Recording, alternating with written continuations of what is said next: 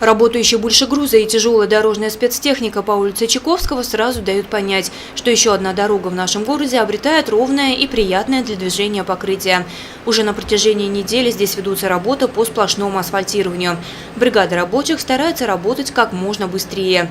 На восстановление дороги специалисты планируют потратить месяц. В планах полностью заменить 1 километр дорожного полотна на данном участке. При этом они утверждают, скорость, качество не помеха.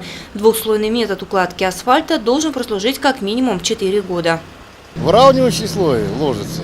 Это вот мы выравниваем все неровности, колею заделываем, а потом уже ложим верхний слой. Все согласно сметы. Вот, на данном участке, значит, верхний слой 6 сантиметров. Обильные дожди в начале сезона существенно мешали процессу ремонта городских дорог. Но, несмотря на капризные погодные условия, многое уже сделано и многое еще предстоит. Например, в числе первых были отремонтированы улицы Клары Цеткин и Учелинская. Впереди ремонт на улицах Белова и Пархоменко. В планах, значит, коммунистическую дойти от Горького до Ленина в дальнейшем. Это в сентябре месяце планируем.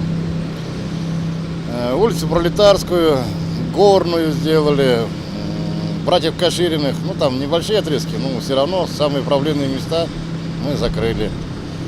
Переулок Интернациональный, тоже участок сделали. Значит, благоустройство квартала, это индустриальное шоссе 10, 8, Кусимова 3, вот эти дома. Сейчас, значит, подготовка идет улицы Строителей 6, 8, там с дровями, там тоже благоустройство квартала будет. В планах улица Булякова, там отрезки, которые совсем плохие. На запланированных участках ремонт произведут уже после того, как конструкции дорожной части будут полностью подготовлены к укладке нового асфальта. Но в любом случае это произойдет до конца нынешнего сезона. Лена Кириллова, Александр Половнев, Антон Шерстнев, Алик Кадыров, Гулина Раскильдина, телекомпания СТВ.